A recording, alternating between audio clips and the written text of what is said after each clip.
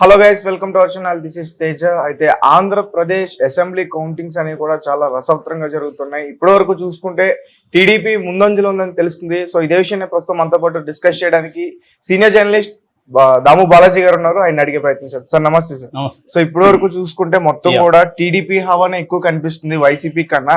అలాగే జనసేన కూడా మోస్తారు ముందుగానే ఉన్నట్లు కూడా తెలుస్తుంది.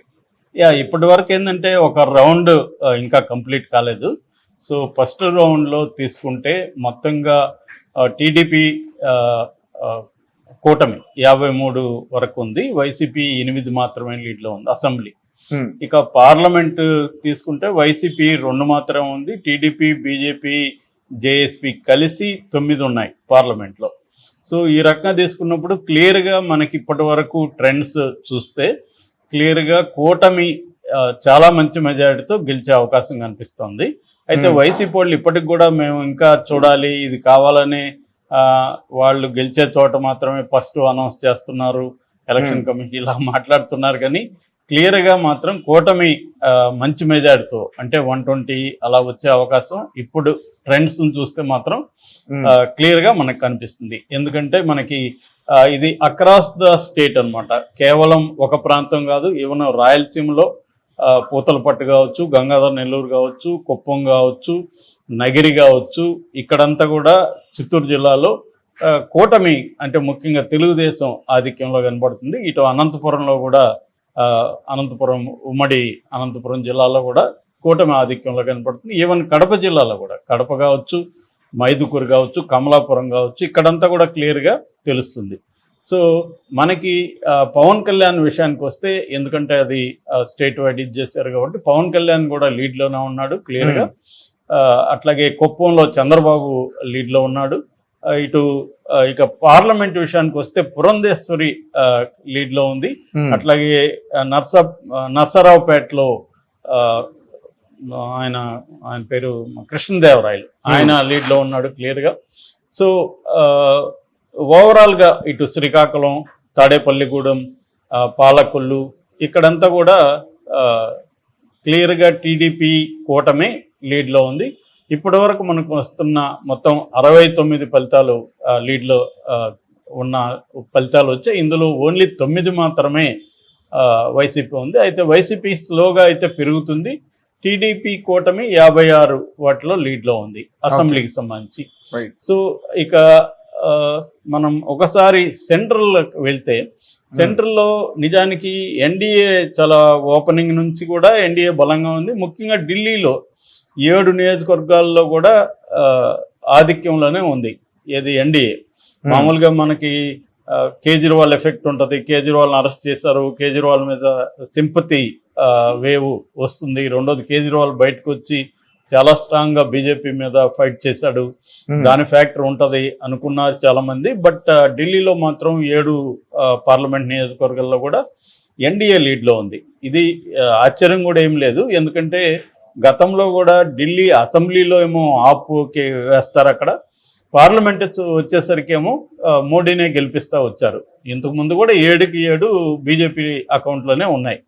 అయితే ఆశ్చర్యం ఏంటంటే ఈసారి ఇప్పటి వరకు మనకు అందుతున్న ఫలితాల్లో 543లో 538 అని మనకు తెలుస్తుంది లీడ్లో. ఇందులో ఎన్డీఏ 277 క్లియర్గా మెజారిటీ ఉంది, లీడ్ ఉంది. అయితే ఇండియా కూటమి కూడా ఆశ్చర్యకరంగా 201 లీడ్లో ఉంది. అంటే ఫస్ట్లో 100 ఎన్డీఏ ఉన్నప్పుడేమో 50% మాత్రమే ఇండియా కూటమి ఉన్నింది. ఇప్పుడు దాదాపు 78% వచ్చేసింది. అది కూడా అంటే 272 ఎన్డీఏ ఉంటే 201 ఇండియా కూటమి ఉంది. అదర్స్ కూడా ఒక 60 మంది ఉన్నారు. అంటే దీన్ని బట్టి చూస్తే మన మొత్తంగా ప్రిడిక్ట్ చేసిన ఎగ్జిట్ పోల్స్ ఏవైతే ఉన్నాయో అవన్నీ కరెక్ట్గా లేవు నేషనల్ లెవెల్లో చూసుకున్నప్పుడు. ఎందుకంటే మొత్తంగా కూడా నేషనల్ లెవెల్లో బీజేపీకి 300 అంటే బీజేపీకి 303 పైన వస్తాయి, గతం కంటే ఎక్కువ వస్తాయి. ఎన్డీఏకి 350 దాటేస్తుంది కంఫర్టబుల్గా అని చెప్పారు. కానీ ఇప్పుడు లీడ్ చూస్తే మాత్రం ఆ ఫలితాలు కనబడట్లేదు, ఇంకా చాలా రాష్ట్రాలు రావాల్సి ఉంది.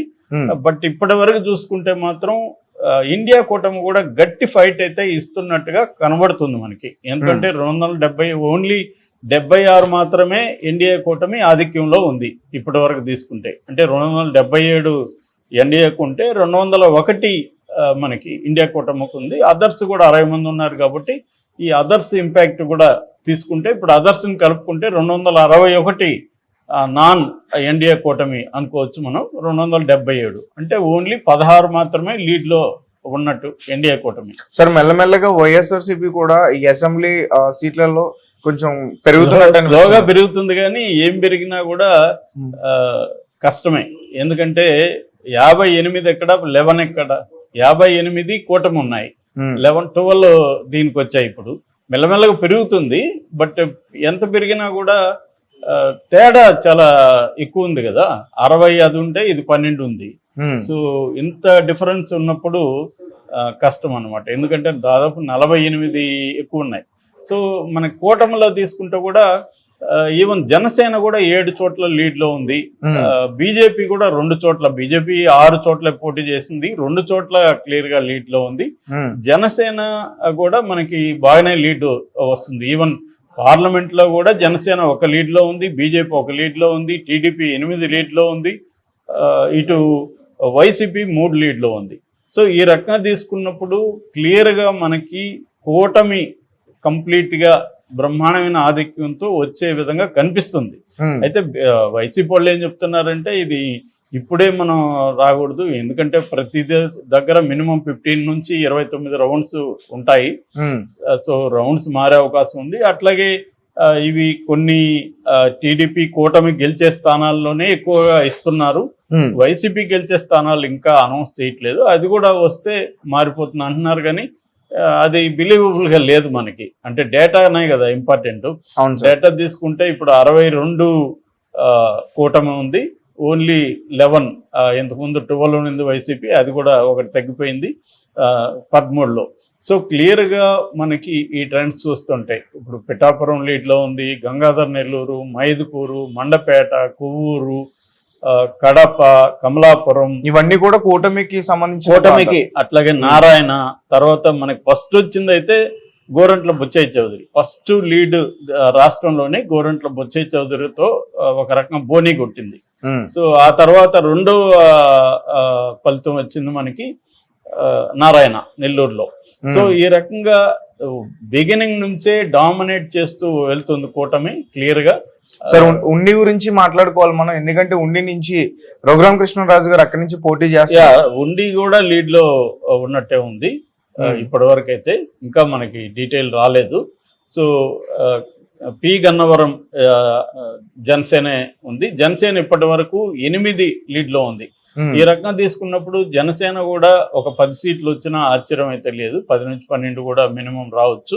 సో ఓవరాల్ గా ఇక్కడ ఏంటంటే కూటమిలో కూడా టీడీపీ పెర్ఫార్మెన్స్ చాలా బాగుంది ఓవరాల్ గా. అంటే టీడీపీ వీళ్ళ మద్దతు లేకపోయినా కూడా గవర్నమెంట్ ఫామ్ చేస్తుంది. ఎందుకంటే ఆల్రెడీ ఇప్పటి వరకు టీడీపీ చూస్తే 52 వాటిలో లీడ్లో ఉంది.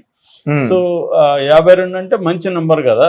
కాంగ్రెస్ బీజేపీ అండ్ జనసేన కలిపి 10 లీడ్లో ఉన్నాయి, ఇదేమో 52 లీడ్లో ఉంది. అది ఇప్పుడు 54కి వచ్చింది. సో మనం చూస్తే వైసీపీ అక్కడే ఉంది, 11లోనే ఉంది. ఇవి పెరుగుకుంటూ వెళ్తున్నాయి. 60 నుంచి 64కి వెళ్ళిపోయింది, 65కి వెళ్ళిపోయింది టీడీపీ కూటమి. వైసీపీ పెరగట్లేదు. అంటే రేట్ ఆఫ్ ఇది చూస్తే మనకి టీడీపీ కూటమి విపరీతంగా పెరుగుతుంది, వైసీపీ స్లోగా పెరుగుతుంది. 11 దగ్గరే చాలా సేపటి నుంచి ఆగిపోయింది. సో ఈ ట్రెండ్ చూస్తూ ఉంటే మాత్రం క్లియర్గా టీడీపీ కూటమి బ్రహ్మాండమైన మెజార్టీతో గెలుస్తుంది. ఇప్పటి వరకు 65 టీడీపీ కూటమి మెజార్టీలో ఉంది. ఇటు పార్లమెంట్ తీసుకుంటే ఇంకా మనకి రాలేదు పార్లమెంట్, ఎందుకంటే అది ఎక్కువ ఓట్లు ఉంటాయి కాబట్టి దానికి ఎక్కువ టైం పడుతుంది.